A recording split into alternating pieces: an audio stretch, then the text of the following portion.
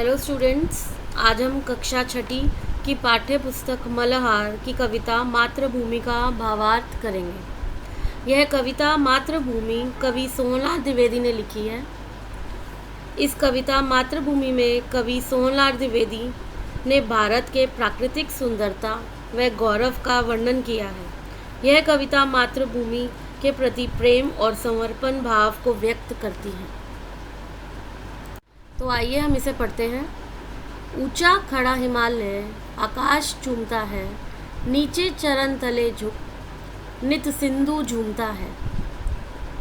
ऊंचा खड़ा हिमालय आकाश चूमता है, अर्थात कवि ने हिमालय की महानता व भारत की प्राकृतिक सुंदरता का वर्णन करते हुए हिमालय को भारत के माथे का ताज बताया है। उत्तर दिशा में खड़ा हिमालय ऊंचा है और ऐसा लगता है जैसे कि आकाश चूमता है।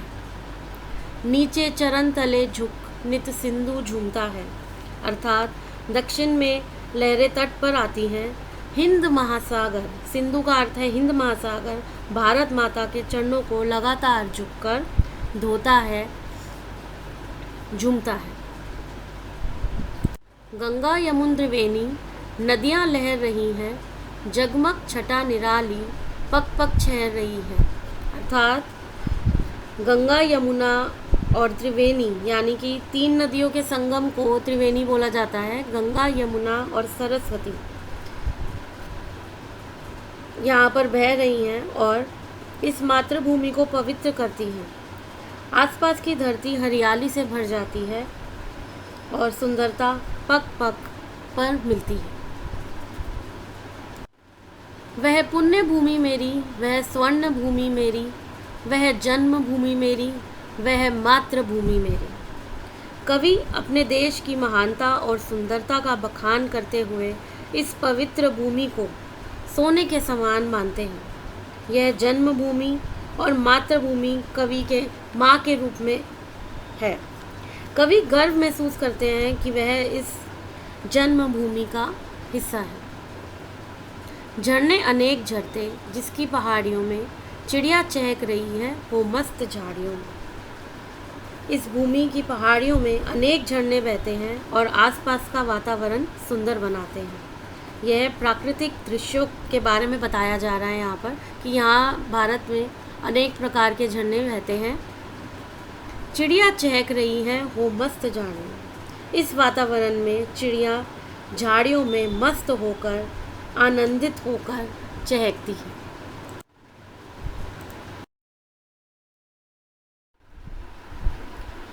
अमराइयाँ घनी है, कोयल पुकारती है, बहती मलय पवन है, तन मन संवारती है। अमराई शब्द का अर्थ होता है आम के बाग। तो कवि अपने देश की सुंदरता और विशेषताओं का वर्णन करते हुए बताते हैं कि देश में घने आम के बाग हैं और गर्मी में वे बहुत ही सुंदर लगते हैं। बहती मलय पवन है, यहाँ कोयल अपनी मधुर आवाज़ में गाती है।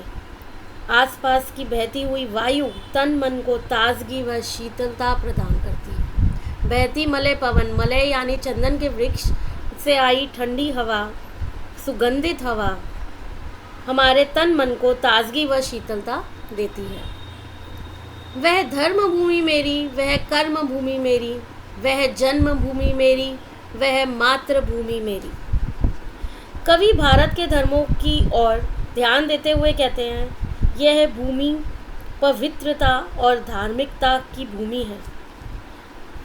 कवि यहाँ अपने कार्य करता है। यह भूमि कवि की मातृभूमि व जन्मभूमि है, जिसे वे बहुत प्रेम और गर्व के साथ अपना मानते हैं। जन्मे जहाँ थे रघुपति, जन्मी जहाँ थी सीता, श्री कृष्ण ने सुनाई वंशी पुनीत गीता। कवि इस भूमि की पवित्रता को बताते हुए कहते हैं, यहाँ भगवान श्री राम और माता सीता का जन्म हुआ। श्री कृष्ण ने इसी भूमि पर वंशी यानी कि बंसी की मधुर धुन बजाई व पवित्र गीता का उपदेश दिया। गौतम ने जन्म लेकर जिसका सुयश बढ़ाया, जग को दया सिखाई, जग को दिया दिखाया। गौतम बुद्ध जैसे उपदेशक, उन्होंने इसी भूमि पर जन्म लिया, वह यहाँ का मान बढ़ाया। जग को दया सिखाई, जग को दिया दिखाया। उन्होंने दया और अहिंसा का मार्ग सिखाया, ज्ञान का प्रकाश फैलाया। वह युद्ध भूमि मेरी, वह बुद्ध भूमि मेरी, वह मातृभूमि मेरी, वह जन्मभूमि मेरी। कवि इस भूमि को युद्ध भूमि बताते हैं। यह गौतम बुद्ध की दया व करुणा की भूमि है। यह मातृभूमि व जन्मभूमि उनकी है। इस प्रकार कविता में देश प्रेम को दर्शाया गया है।